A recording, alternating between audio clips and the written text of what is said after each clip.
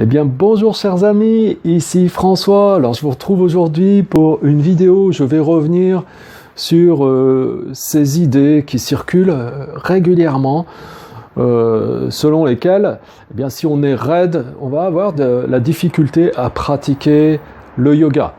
Selon lesquelles, parfois même, on se dit, bah non, moi je peux pas pratiquer ce genre de choses parce que je suis trop raide. Hein. Et de se dire, à contrario, bah, si on est souple, bah voilà, c'est fait pour nous, le yoga, et là on peut pratiquer facilement. Et en fait, on se méprend totalement. Alors je vais revenir là-dessus pour repréciser tout ça, parce que c'est vraiment, vraiment nécessaire de revenir à nouveau là-dessus.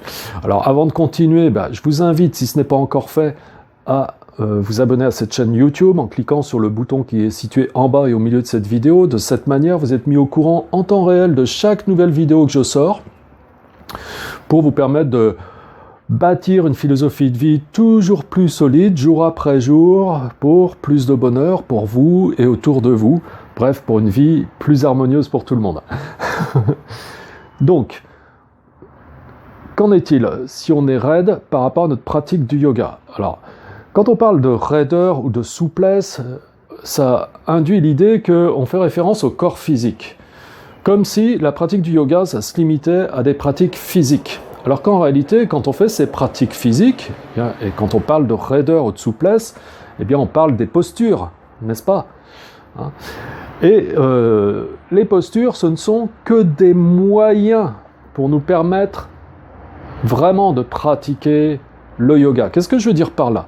C'est que le yoga, si on regarde littéralement, qu'est-ce que ça veut dire? Ça veut dire l'union. L'union de quoi? Bah, c'est l'union de l'âme individuelle avec l'âme universelle. Autrement dit, le yoga, c'est un chemin, c'est même plus qu'un chemin, c'est un but à atteindre, c'est-à-dire se fondre dans la divinité, se fondre dans le divin, retourner à notre essence, ce que nous sommes des êtres divins, donc retourner à ce que nous sommes simplement. Donc pour retourner à ce que nous sommes, c'est pas forcément retrouver quelque chose que l'on aurait totalement perdu, puisque c'est là, mais simplement c'est de reconnaître notre nature divine. Et pour reconnaître notre nature divine, eh bien on a besoin de faire des pratiques d'intériorisation qui nous amènent petit à petit à faire tomber un certain voile qui nous empêche de reconnaître les choses telles qu'elles sont, et en particulier de reconnaître qui nous sommes. Voilà. Et toutes ces pratiques internes, donc on va parler en particulier de la méditation, eh bien elles sont grandement favorisé si on a un corps en bonne santé.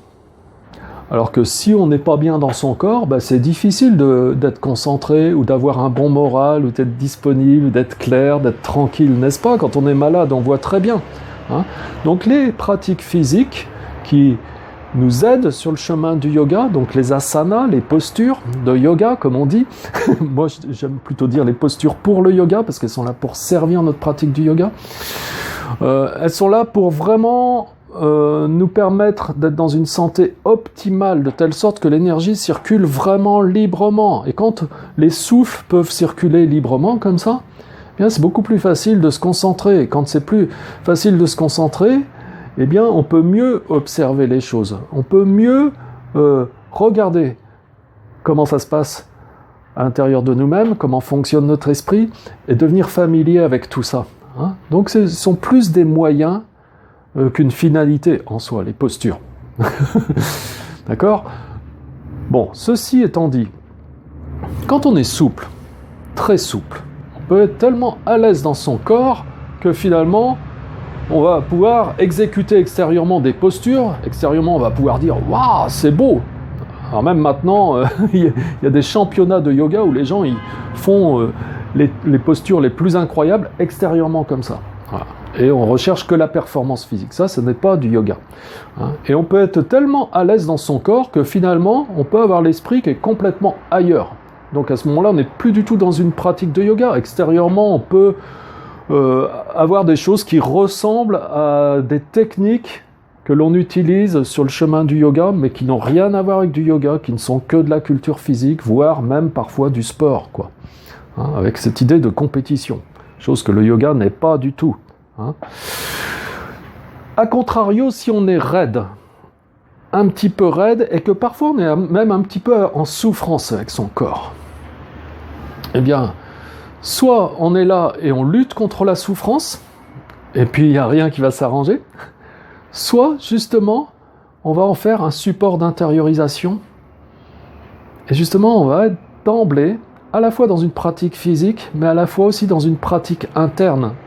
C'est-à-dire qu'on va prendre juste le corps comme un support, et on va apprendre à communier avec son corps, on va apprendre à rassurer son corps, on va apprendre à envoyer de la tendresse dans son corps et à bercer son corps, les zones de son corps qui sont en délicatesse, de la même manière qu'une maman le ferait avec son petit bébé qui pleure et qui lui parlerait avec beaucoup de tendresse pour le rassurer. Quand une maman fait comme ça, vous avez peut-être fréquemment vu ça, eh bien le bébé se calme, d'accord ?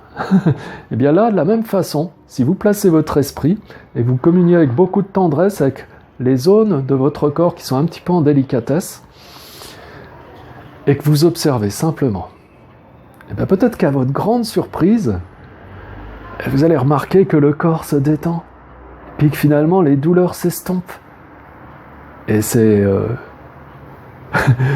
vraiment source d'émerveillement de découvrir ça à nouveau, à quel point on a la capacité de calmer beaucoup de choses au niveau de son corps, rien qu'en plaçant son esprit. Et ça, c'est une vraie pratique de yoga, du coup.